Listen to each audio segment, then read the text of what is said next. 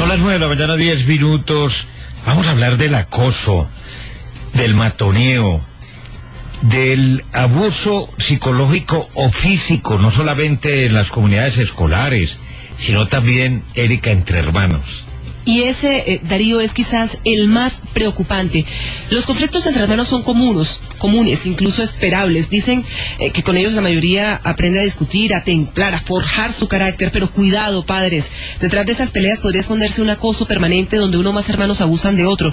Hay unos investigadores de la Universidad de New Hampshire en Estados Unidos que comprobaron que los niños que fueron maltratados por un hermano, física o verbalmente, están sufriendo mayores niveles de depresión, síntomas de ansiedad, tienen peor salud mental que quienes habían sufrido esos mismos episodios, pero en el colegio. Dicen los expertos que este acoso persistente entre hermanos es mucho más grave de lo que parece, porque mientras en las escuelas hay planes para intervenir, para atacar el problema, en la casa los papás suelen hacer caso omiso a las quejas de la víctima y los menores, principalmente entre 6 y 12 años, se sienten abandonados. Así que atención, hay que identificar cuando esas peleas entre hermanos son inaceptables. Recuerde que el bullying o el matoneo tiene diferentes formas. La agresión psicológica, que son esas burlas o insultos permanentes, la agresión a la propiedad, que es quitar, destruir los bienes de otra persona, y ya lo más terrible, que son los daños físicos leves e incluso, por supuesto, los severos. Son las 9:12, pero también hay una enfermedad que no es solamente física, sino mental, y es la que desarrollan los chicos, los niños, por la presión escolar. ¿Cómo identificar en casa, por ejemplo, cuando los niños están presionados?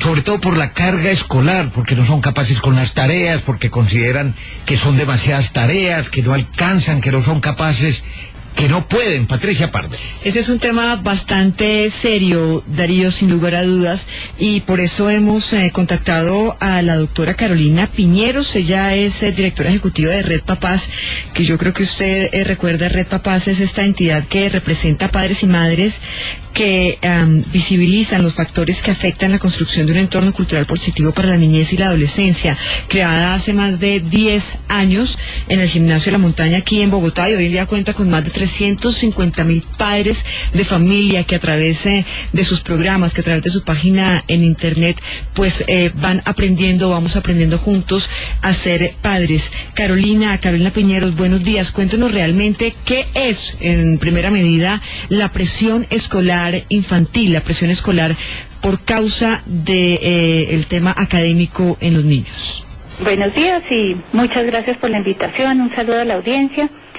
Pues la presión es algo natural en la vida de todos los seres humanos, y parte del aprendizaje que tienen que tener los niños es aprender a manejar esa presión de manera positiva. Todos en la vida nos vemos presionados por el trabajo, por el tiempo, por las responsabilidades, y pues obviamente los niños en proceso de formación tienen también presiones de acuerdo a su edad, de acuerdo a su responsabilidad, y parte del reto de los padres y de los colegios es que los niños pues aprendan a manejar esas presiones, porque sería irreal que no las tuvieran en el colegio, que no las tuvieran de pequeños, cuando en la vida real, cuando van a ser adultos y se van enfrentando cada vez a más responsabilidades, efectivamente las van a tener. Carolina, pero en todo caso, los médicos cada vez están reportando más niños estoy hablando 5, 6, 7 años con gastritis por cuenta del estrés. Sí, ahí es donde digamos que el reto no se trata de que no existan presiones o que no existan normas, que no existan límites. No, tienen que existir, y es necesario inclusive que existan. Lo importante es que sean adecuadas a la edad.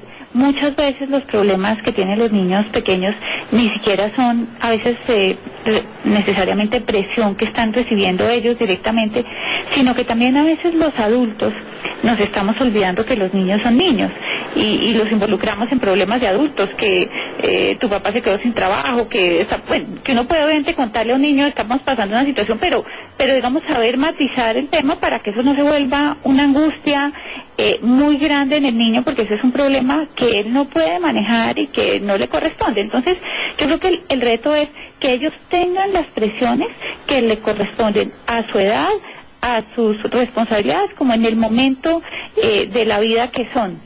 Claro, Carolina, ¿qué podemos hacer los padres? ¿Cómo podemos gestionar esos episodios de estrés, de angustia que tienen los niños por no ser capaces de cumplir con las tareas, con las obligaciones que les imponen en los colegios? Bueno, lo primero es identificar que existen, y creo que eso es clave, tener una buena comunicación con los hijos, saberlos oír, saber hablar con ellos, saber hacer las preguntas correctas. Porque uno cuando les pregunta cómo estás, casi siempre dicen bien. Entonces es saber hacer otras preguntas para lograr identificar qué está pasando, estar muy atentos, por ejemplo, si hay cambios de hábitos, de sueño, de alimentación, alguna cosa. Lo que ustedes decían de pronto, que se enferman, que están reportando que siempre van a la enfermería del colegio. Identificar si está pasando algo allí que esté generando una angustia, innecesaria o inapropiada para la ciudad. Entonces lo primero es identificar que está pasando algo. Lo segundo, no es identificar, es tratar de ayudarles a que esa presión que ellos de todas maneras van a tener en sus vidas, la aprendan a manejar y la sepan canalizar de